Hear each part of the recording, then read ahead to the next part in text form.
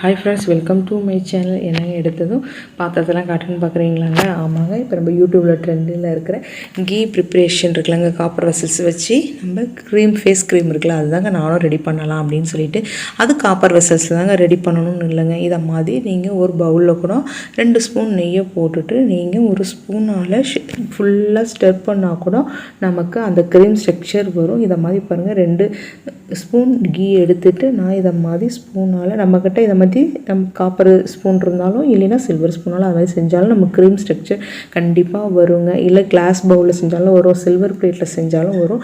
நம்ம ஏன் இந்த காப்பர் வெசல்ஸ் எடுக்கிறோன்னா இதில் கொஞ்சம் ரியாக்ட் ஆகும்போது நமக்கு ஆன்டி ஆக்சிடென்ட் அதிகம். அதனால தாங்க. இப்போ பாருங்கள், நான் ஃபஸ்ட் டைம் இந்த மாதிரி ஆரம்பிச்சிட்டேன். இதுக்கு வந்து நான் கவுண்டிங்க்கு புளியங்கொட்டை இருந்துச்சுங்க வீட்டில், அதை கவுண்ட் பண்ணி 100 வச்சுட்டு இதை மாதிரி 2 ஸ்பூன் நெய்யை போட்டு ஒரு நாக்கு வந்து சட்னி கரண்டியால் ஒரு கரண்டி தண்ணியை ஊற்றி இதை மாதிரி நல்லா செய்யுங்க. செய்யும்போது நமக்கு க்ரீமி ஸ்ட்ரக்சர் வந்துடும். அதுமாதிரி தண்ணி வர வர அதை எடுத்து ஒரு பாத்திரத்தில் இருத்துட்டு திரும்பி நீங்கள் இன்னொரு தடவை தண்ணியை போட்டு இதை மாதிரி 100 டைம் வாஷ் பண்ணிங்கன்னா நமக்கு க்ரீமி ஸ்ட்ரக்சர் வந்துடும். ஃப்ரெண்ட்ஸ், இதை மாதிரி நீங்கள் செஞ்சு பாருங்கள். என்ன கொஞ்சம் நம்ம என்ன இது செய்யறது கரெக்டாக எனக்கு வந்து 3.5 hours ஆச்சு.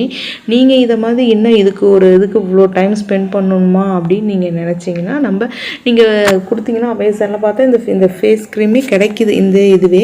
ஆனால் என்னென்னா 100 கிராமே 1000 rupees வருது. அது நீங்கள் ஒரு நாள் ஜாபுக்கு போனால் தானே நம்ம அதையும் 1000 rupees சம்பாரிச்சு தானே வாங்க முடியும். அதுக்கு நம்ம வீட்லேயே நம்மள்ட்ட இருக்கிற கீயை வச்சுட்டு செய்யலாம். இப்போ நான் செய்கிறது வந்து நம்ம வீட்லேயே ஆடை சேர்த்து எடுத்த நெய் தாங்க. அதனால தான் மணலாக நல்லா மஞ்சளாக இருந்துச்சு. அதில் வந்து இதை மாதிரி செஞ்சிட்ருக்கேன். இப்போ பாருங்கள், ஒரு தடவையும் செய்கிறேன். இதை மாதிரி தண்ணியை ஊற்றவும் இதை மாதிரி நீங்கள் ரொட்டேட் பண்ணுங்கள். செய்ய நமக்கு க்ரீமி ஸ்ட்ரக்சர் வந்துடும்.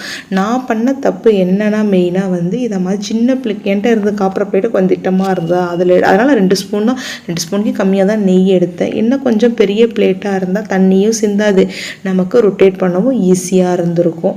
இப்போ பாருங்களேன், செஞ்சு ஒரு 6 times தான் பண்ணேன். அதுக்குள்ளே ஃபுல்லாக ஒரே தண்ணி. அப்புறம் தொடச்சிட்டு கீழே வந்து ஒரு சில்வர் பிளேட்டை வச்சுட்டேன், தண்ணி சிந்தாமல் அந்த பிளேட்லேயே சிந்தட்டோம் அப்படின்னு சொல்லிட்டு இதை மாதிரி செய்யுங்க. இதை மாதிரி ஓரத்தில் போய் இதுவாகல, இதை மாதிரி ஸ்பூனால் அப்பப்போ நீங்கள் எடுத்து விட்டுட்டு செய்யுங்க ஃப்ரெண்ட்ஸ்.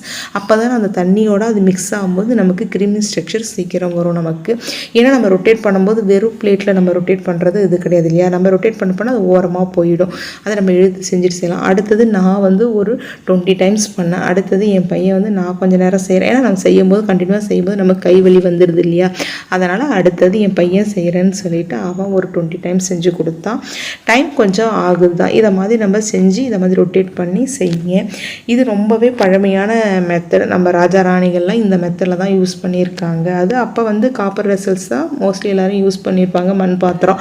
அதனால் இந்த மாதிரி பொருளில் நம்ம செஞ்சுருக்காங்க. இன்றைக்கி உங்கள்கிட்ட எது இருக்கோ அதிலே நீங்கள் செஞ்சு இதை மாதிரி க்ரீமி ஸ்ட்ரக்சர் செஞ்சு பாருங்கள் என்னன்னு சொல்லிட்டு. ரொம்பவே சூப்பராகவே வருது ஃப்ரெண்ட்ஸ். நீங்களும் செஞ்சு பார்த்துட்டு எப்படி வருதுன்னு சொல்லிட்டு சொல்லுங்கள். நம்ம கொஞ்சம் சோம்பேறித்தனம் மட்டும் ஏன் இவ்வளோ இதுக்காக ஒரு 3 hours செலவு பண்ணலாம் யோசிக்க வேண்டாம். நீங்கள் இது மாதிரி செய்யுங்க. அடுத்தது இதை மாதிரி செய்யுங்க. இப்போ நான் செய்யும்போது நீங்கள் கவனிச்சிங்கன்னா தெரிஞ்சிருக்கும். இப்போ இதை மாதிரி நம்ம தண்ணியை போட்டுட்டு நம்ம சுற்றியும் ஸ்பூனாலேயோ இல்லை கிளாஸாலேயோ நம்ம ஃபுல்லாக அதை இழுத்துட்டு வந்து சென்டரில் நீங்கள் வச்சுட்டு செய்யுங்க. நான் செய்யும்போது என்ன பண்ணேன்னா இதை மாதிரி செய்வேன், இழுத்து வச்சுட்டு அடுத்து என்ன பண்ணுவேன்னா கரெக்டாக ஃபுல்லாக மேலே கிளாஸில் மேலே கையை வச்சுக்கிட்டு ரொட்டேட் பண்ணுங்கள். நான் வந்து கிளாக் வைஸில் ஒரு 50யும் ஆன்டி கிளாக் வைஸில் ஒரு 50யும் சில சமயம் செஞ்சேன். சில சமயம் ஒரு 30-30யும் செஞ்சேன். அது எனக்கு வந்து என்னென்னா செய்யும்போது அந்த ஸ்ட்ரக்சர் வந்து நமக்கு நடுவில் காலியாக வரும். நம்ம ஃபஸ்ட்டு நடுவில் இழுத்து வச்சு செய்யும்போது திரும்பி நம்ம அதை எத்தனை தடவை இதுக்கு என்ன பதம் அப்படிங்கிறது நான் செஞ்சது இப்படி தான் ஃப்ரெண்ட்ஸ். எல்லாத்தையும் க்ரீமையும் டம்ளராலேயோ இல்லை ஸ்பூனால் வழித்து நடுவில் விட்டுட்டு நம்ம தண்ணியை போட்டு இந்த கிளாஸால் ரொட்டேட் பண்ணுவேன். ரொட்டேட் பண்ணும்போது நம்ம திரும்பி எல்லா க்ரீமும் ஓரமாக போகிற வரைக்கும் நான் ரொட்டேட் பண்ணேன். 1 timeன்றது என்னோட கணக்குக்கு நான் இப்படி தான் செஞ்சேன். 100 time செஞ்சுட்டு இப்போ பாருங்கள் 99 வந்துருச்சு. ஏன்னா என் பொண்ணு ஒரு 20 இப்படியே நாங்கள் எல்லாம் செஞ்சாச்சு. இப்போ 100 times பண்ண போகிறேன். இப்போ இது பாருங்கள் எத்தனை தடவை வாஷ் பண்ணி எனக்கு இந்த ஒரு பவுல் ஃபுல்லாக எனக்கு தண்ணி சேர்ந்துருக்கு. இப்போ பாருங்கள் செஞ்சு முடிச்சுட்டு என்கிட்ட இருந்து இந்த ஒரு பிளாஸ்டிக் ஏர் கண்டெய்னர் தான் இது. இதில் வந்து நான் இப்போ வந்து ஃபுல்லாக இதில் வந்து மாற்றிட போகிறேன். எனக்கு 2 ஸ்பூன் தான்றதால இதில் ஒரு முக்கால் அளவு தான் எனக்கு க்ரீமி வந்தது. ஆனால் நம்ம என்ன தான் வாட்டர் நம்ம வடிகட்டி இது பண்ணாலும் கொஞ்சம் லைட்டாக அதில் இருக்குதான். எடுத்து நான் அப்ளை பண்ணியும் பார்த்துட்டேன் ஃப்ரெண்ட்ஸ். என்னென்னா ஆயில் ஸ்கின்னாக இருக்குது உங்களுக்கு அப்படின்னா நீங்கள் ரொம்ப பிஞ்சளவு எடுத்து சேருங்க. ஏன்னா இதில் நிறைய பெனிஃபிட்ஸ் சொல்லியிருக்காங்க.